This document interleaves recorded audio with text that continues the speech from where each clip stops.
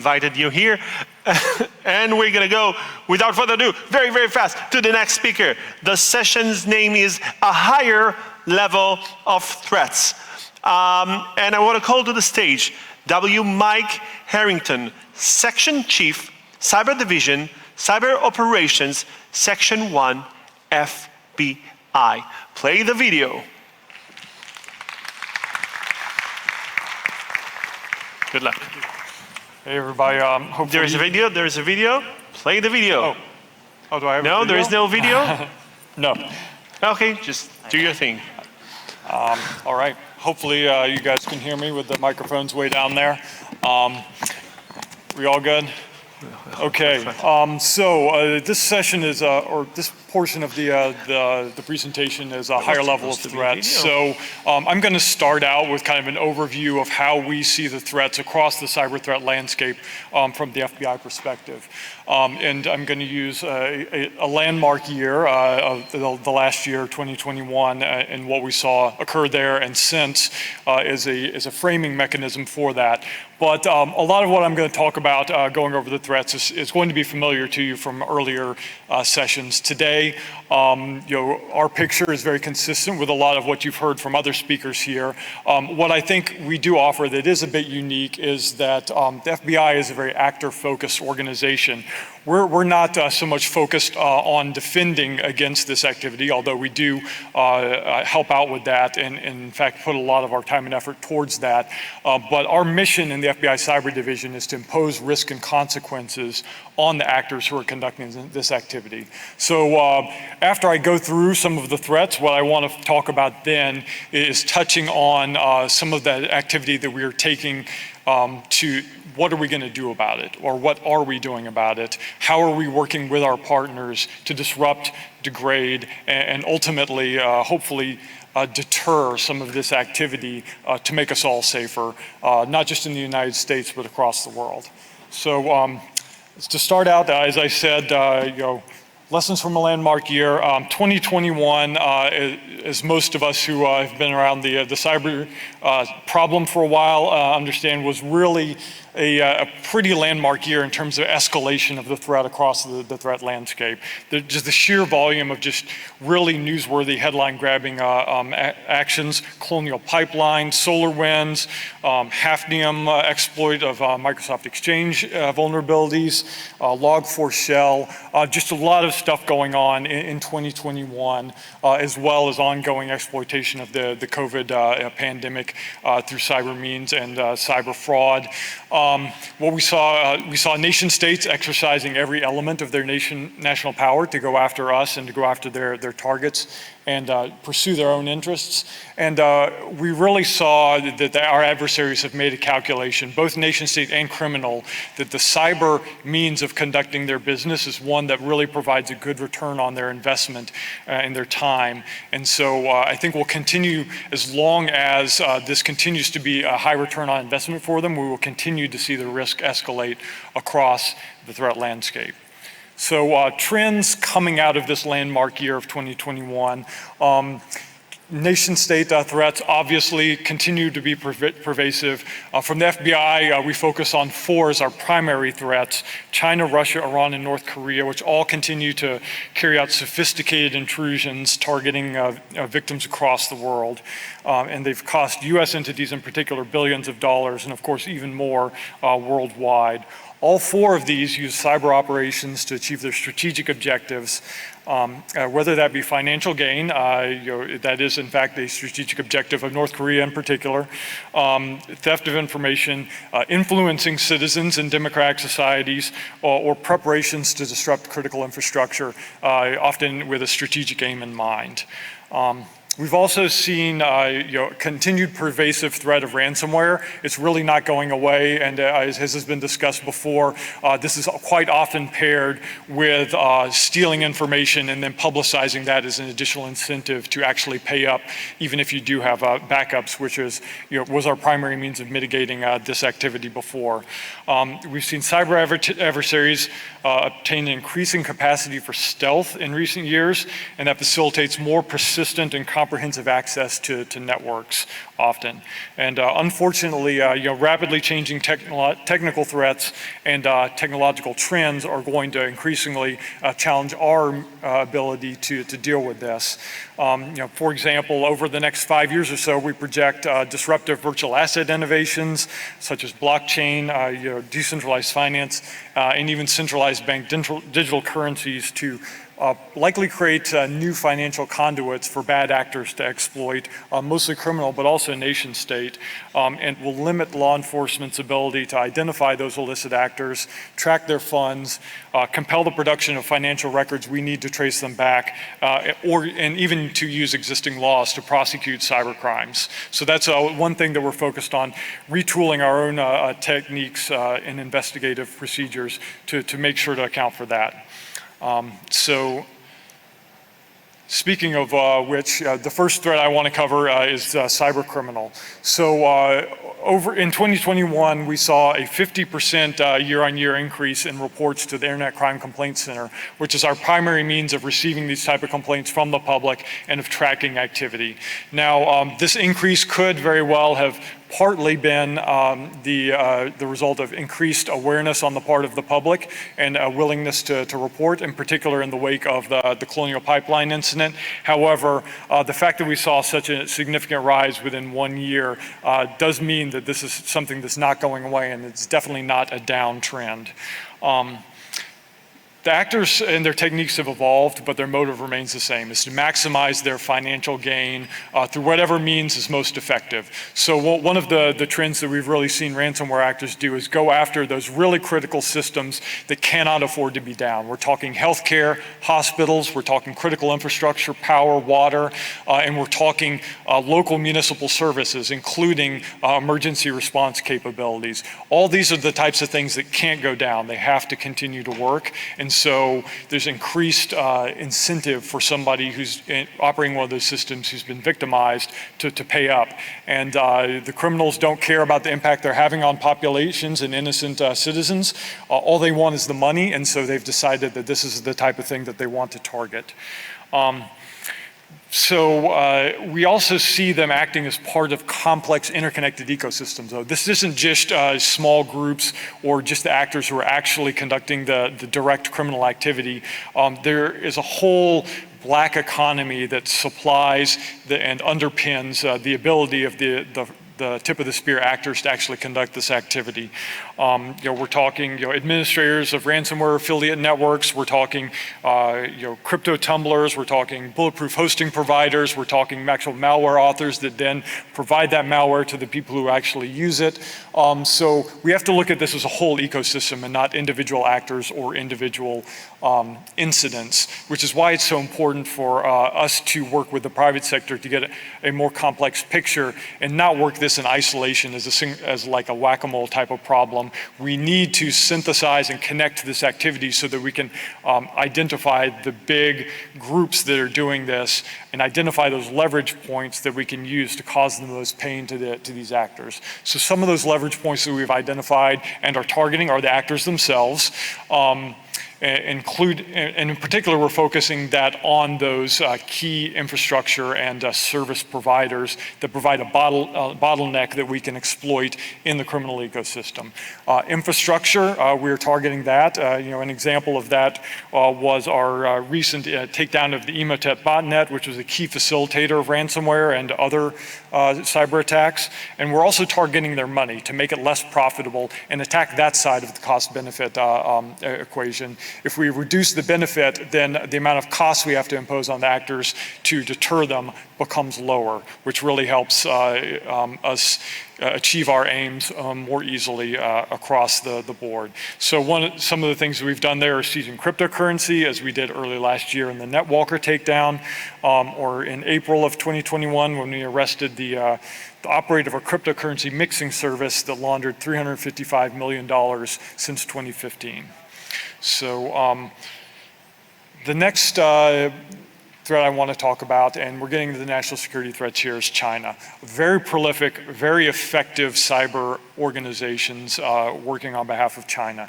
The top bullet there, cyber espionage and economic espionage, is really the biggest thing that we see them do.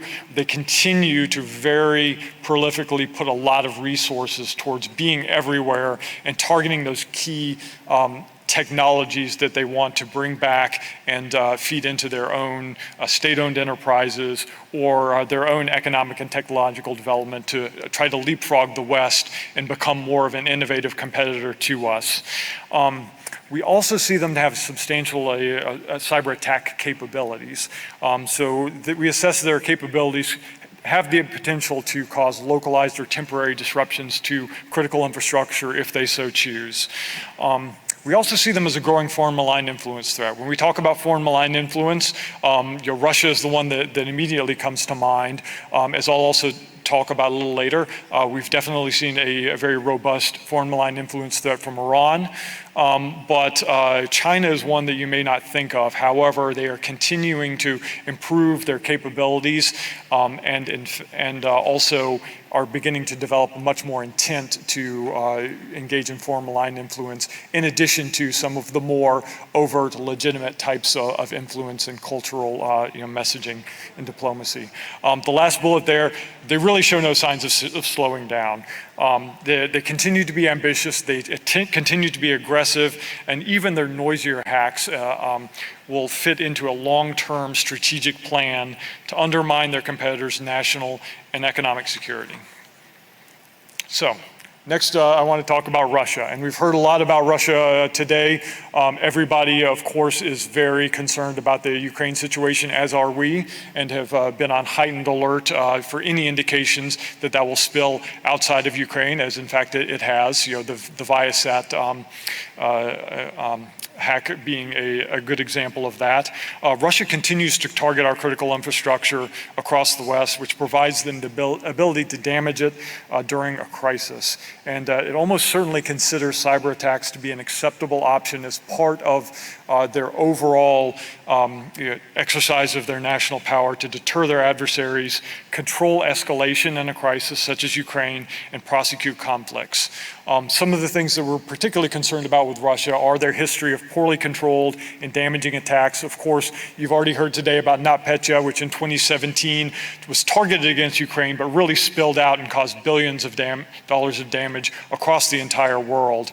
Very poorly controlled, escaped and impacted a lot of people beyond its intended targets.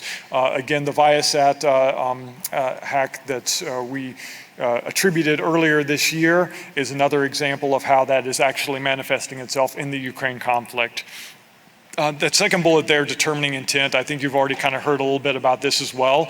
It's very difficult when we first identify a hack to determine what exactly their goal is in some cases. The same type of access that can enable espionage and stealing of information could also be leveraged to do more destructive attacks. So particularly given the crisis situation we're in right now with the continued hostilities in Ukraine, we in the FBI and with all our partners have a very low threshold for action on Russia threats in particular. When we see it, we take action immediately to try to mitigate that and get them out, because we don't want them to have those accesses that they could weaponize in a crisis situation, or if they decide to become more aggressive in targeting the West or our allies. Foreign malign influence, disinformation, hack and leak. Russia has done this for years. They wrote the playbook in some ways on this. Of course, the 2016 US presidential election is the example that springs to most people's mind, but we've really, and we saw the hack and leak used to great effect in that operation in particular. However, they continue to be a very pervasive disinformation and information operations threat, and they are really bringing that to bear on the Ukraine conflict as well, trying to muddy the waters for their intent and what they're doing there and their right to do what they're doing. The last thing I want to talk about with Russia is that cyber criminal crossover. We remain concerned that Russian cyber criminals, which do have some ties to the Russian government, will target critical infrastructure with ransomware attacks, either in support of the Russian government or to take advantage of an even more permissive operating environment in Russia. So it's possible that they may be tasked by the Russian government. It's possible that they may do so just on behalf of the interests of the Russian government, but it's also possible that since Russia is focused elsewhere, they may decide just to let the cyber criminals run rampant, and then that would result in a higher level of ransomware threat and threat to critical infrastructure as well. So something we're really keeping an eye out on. So Iran, very aggressive threat, very effective, even if they're not quite as sophisticated as China and Russia right now. However, they are continuing to build their capability and sophistication. And over many years, they've been bolstering their capability to conduct cyber attacks and in particular target critical infrastructure, and have started to develop and deploy increasingly sophisticated techniques. They're also only one of 2 nation-state powers that's conducted a destructive cyber attack on the US. You heard about the Las Vegas Sands in the last speaker. The other one, of course, being North Korea, which attacked Sony Pictures Entertainment after the Interview movie came out. So. I mentioned that Iran is an increasing influence threat. So although we saw Russia interfering heavily in the 2016 presidential election, we actually saw more interference from Iran in the 2020 election. And we saw them attempting to sow discord and undermine the legitimacy of the election process through attempts at voter intimidation, fake emails, and as well as the Enemies of the People website after the fact, targeting election officials and trying to sow more discord and potentially provoke violence within the US population, as well as trying to hack into voter databases that they could then use to do a disinformation campaign to make people think that votes had been changed, even though they had not been. And in fact, they produced a video to that effect, purporting to show how votes could be changed, even though what was shown in the video was not actually a possible way to change votes. But a very, sophisticated multi-tiered campaign to try to sow that discord within the United States.